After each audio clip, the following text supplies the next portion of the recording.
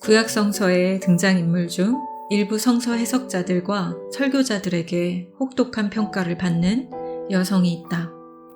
욥의 아내다. 남성 주류의 주일 설교 강단에서 사정없이 난도질당한 욥의 아내는 교회 역사만큼이나 오래되었다. 욥의 아내를 마귀를 돕는 배필 또는 사탄의 도구로 여겼던 기독교의 위대한 선생들의 발언이 교회 역사 속에서 면면이 흘러온 셈이다. 몇 년 전쯤이었다.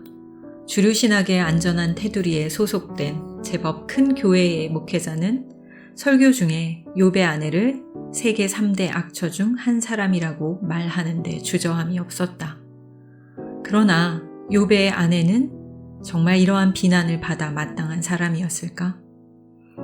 무명의 그녀가 했던 두 마디 말, 당신이 그래도 자기 온전함을 굳게 지키느냐? 하나님을 욕하고 죽으라. 문제가 된 이 말은 자자손손 신앙인들 입에 오르내리며 악처의 굴레를 벗지 못하게 했다. 그러나 이 두 마디 말만으로 욥의 아내를 평가하는 것은 타당할까? 이야기의 맥락과 욥기 전체의 신학적인 교훈에 비추어 자세히 읽고 짚어본다면 그녀를 향했던 과도한 비난은 걷어들이게 된다. 욥은 완벽한 신앙의 사람이었다. 그는 아주 먼 옛날 우스 땅에 살았다. 우스의 위치는 에돔과 하란 어디쯤으로 추측되지만 정확히 알려지지 않은 이스라엘 밖의 땅이다. 욥기는 욥이 어느 시대를 살았는지 밝히지 않는다. 욥은 흠이 없고 정직하고 하나님을 두려워하는 자요 악에서 떠난 자였다. 욥에 대한 이러한 소개와 함께 이야기가 시작된다. 하나님도 이야기 해설자가 했던 말을 반복하셨을 뿐만 아니라 이 세상에 욥과 같은 자가 없다라고 극찬하셨다. 욥에게는 아들 7과 딸 3이 있었고 많은 종을 거느리고 살았으며 동방에서 으뜸가는 부자였다. 그의 아들들은 생일마다 잔치를 열어 먹고 마셨다. 욥은 자신의 경건을 증명하기라도 하듯 잔치가 끝난 다음 날 이른 아침엔 자녀들의 숫자만큼 번제를 드렸다. 혹시 모를 자녀들의 죄와 마음으로 하나님을 저주하지 않았을까 하는 생각 때문이었다. 자녀들의 감춰진 죄의 가능성까지 염려한 아버지였다. 그러나 어느 날 느닷없이 설명할 길 없는 날벼락 같은 재난이 욥과 그의 가족을 덮쳤다. 욥을 묘사했던 4가지의 경건과 똑같은 횟수의 재난이었다. 2차례에 걸친 강도때의 약탈이 있었고 번개와 큰 바람이 몰고 온 재난이었다.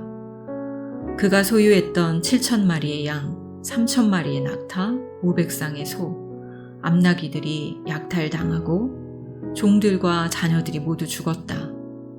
욥은 그동안 하나님이 베푸셨던 복이 순식간에 사라지는 것을 경험했다. 그의 완벽한 삶에 균열이 생겨버렸다. 신실한 신앙인 욥에게 왜 이런 일이 일어나야만 했을까?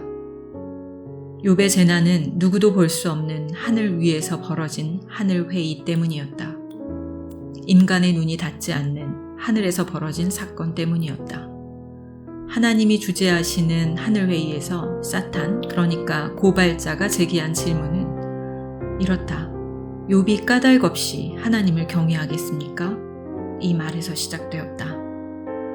구약에서의 사탄은 신약에서의 마귀 개념이 아니다. 사탄은 영리하고 교활했다. 사탄은 욥의 마음의 동기를 문제 삼았다. 사탄은 욥을 사랑하시는 하나님께 당신의 손을 펴서 그의 모든 소유물을 치소서, 그러면 틀림없이 당신 앞에서 저주할 것입니다. 라고 단언했다. 그런데 놀랍게도 하나님은 사탄의 도발적인 제안을 허용하신다. 하늘 아래에 사는 사람은 도무지 알 수 없는 하나님과 사탄의 내기가 시작된 것이다. 대체 신실한 종을 고통받게 하시는 하나님은 어떤 하나님인가? 이해할 수 없는 재앙을 겪은 욥의 반응은 어떠했을까? 그는 아무 말도 하지 않았다. 죽은 자들을 위해 애곡의식을 행하고 땅에 엎드려 예배할 뿐이다. 고통의 한 복판에서 흐트러짐 없는 놀라운 균형 감각이다. 그리고 그의 유명한 고백, 주신 분도 주님이시요 가져가신 분도 주님이시니 주님의 이름을 찬양할 뿐입니다. 그는 이 놀라운 고백과 함께 고통의 본능을 눌렀다. 욥은 흐트러짐 없이 정돈된 신앙인의 모습을 보였다. 사탄이 하나님께 욥의 경건에 대한 진정성을 제기했지만 욥을 향한 하나님의 신뢰가 옳았음이 증명되었다. 그러나 사탄은 공격 수위를 높여 욥의 뼈와 살을 칠 것을 하나님께 요구한다. 사탄은 욥이 틀림없이 여호와를 저주할 것이라는 확신을 꺾지 않았다. 하나님은 사탄에게 욥의 생명만큼은 해하지 말라는 조건을 주시고 사탄의 도발적인 제안을 허용하신다. 사탄 때문에 욥은 발바닥에서 정수리까지 온몸에 퍼진 종기와 극심한 가려움을 견딜 수 없었다. 무슨 질병인지 정확히 알 수 없지만 진물이 흐르는 상처와 부스럼, 통증, 피부가 벗겨지고 검어지고 고름에 번식하는 구더기들까지 욥은 처참했다. 욥은 도시 밖 오물더미 위에 앉아 질그릇 조각으로 온몸을 긁어야 했다. 그는 잿더미와 깨진 항아리들이 나뒹구는 곳에 쓰레기처럼 버림받은 상태다. 그의 안락했던 삶과 신앙적인 품위는 더 이상 없다. 욥은 말이 없다. 하늘도 말이 없다. 철저한 침묵 상황에서 드디어 욥의 아내가 입을 열었다. 이래도 당신은 여전히 진실함을 지킬 겁니까? 차라리 하나님을 저주하고 죽는 것이 낫겠습니다. 가장 위로가 되어줄 아내의 말이었다. 욥의 온 생애를 통틀어 일상의 모든 것들을 속속들이 나누었을 아내의 입에서 나온 말이다. 돕는 배필의 말은 의외였다. 내 뼈 중에 뼈요, 살 중에 살 이어야 할 아내의 말은 강력했다. 무슨 뜻일까? 남편 욥의 경건을 인정한 말 같지만 이제 그만 경건한 신앙을 포기하라는 뜻인가? 이 간결하고 결정적인 두 마디 말은 고대로부터 지금까지 주석가들의 골칫거리였다. 하나님은 욥의 경건을 자랑거리로 삼으셨지만 욥의 아내는 남편의 고통에 직면하며 더 이상 견딜 수 없었다. 욥이 모든 재산과 10명의 자녀들을 잃었을 때 그땐 욥의 아내의 반응은 생략되어 있다. 그러나 욥의 아내는 자기 남편이 당하는 고통을 지켜보면서 더 이상 견딜 수 없었다. 그래서 겨우 두 마디 말을 했건만 이 말 때문에 욥의 아내는 수많은 성서 해석자들과 설교자들에게 비난받아야 했다. 그렇지만 곰곰이 따져볼 일이다. 우리는 욥의 아내가 했던 말에 생략된 맥락을 상상해야 한다. 하나님이 사탄에게 욥의 뼈와 살을 치도록 허용하셨을 때 욥이 당하는 그 고통이 오롯이 욥만의 것이었을까? 욥의 아내가 육체적인 고통을 당하지 않았더라도 그녀는 남편의 모진 고통과 괴로움 곁에 있었다. 지금 욥의 아내는 그 누구보다 남편의 고통을 격하게 옹호한 것은 아닌가? 사랑하는 10 자녀들이 죽은 상황에서 남편의 고통은 자신의 고통이나 마찬가지다. 그동안 신앙의 독자들은 욥의 고통만을 극대화하여 욥의 아내의 고통을 과소평가하고 주변화시킨 것은 아닌가? 이야기 중심이 욥의 아내에게 있지 않았음에도 해석자들은 과도하게 그녀를 비난했던 것은 아닌가? 히브리 성서의 최초 고대 역본 70인역 2장 9절은 욥의 아내의 말을 좀 더 장황하게 묘사했다. 욥의 병이 오래 계속되었다. 한 번은 욥의 아내가 남편에게 말했다.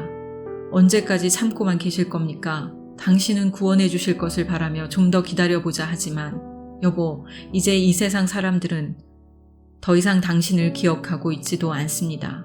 우리의 자식들을 기억하는 사람도 없습니다. 해산의 고통도 애써서 수고한 것도 다 헛것이 되어버렸습니다. 여보, 당신은 구더기가 득실거리는 속에서 몰락해가고 있습니다. 들판에서 밤을 지새우기 하세월입니다.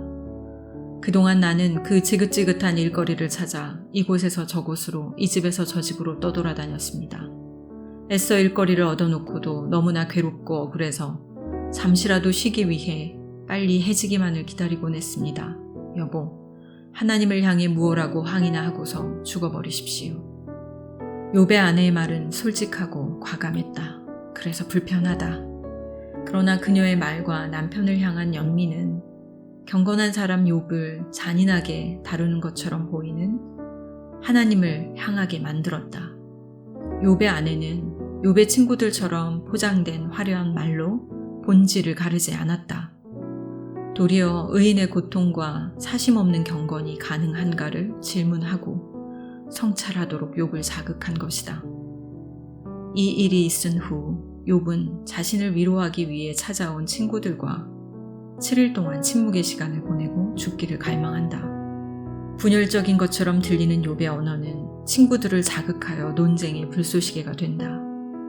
욥은 불의한 자의 번성과 결백한 자의 고통의 현실을 하나하나 짚어가며 자기들만의 안전한 신학의 테두리 안에 머물렀던 친구들과 치열한 논쟁을 벌인다. 그렇게 욥의 아내는 욥으로 하여금 이해할 수 없는 고통의 문제 앞에서 때로는 분열하며 때로는 저항하고 질문하는 신앙이 허용된다는 것을, 그리고 이른바 정통신학에 안주하지 않고 진실한 말을 하도록 도전한 셈이었다. 궁극적으로 욥의 아내는 남편 욥에게 물음표를 제거한 박제화된 신앙이나 맹목적인 종교성에 변화를 일으키는 촉매제였다.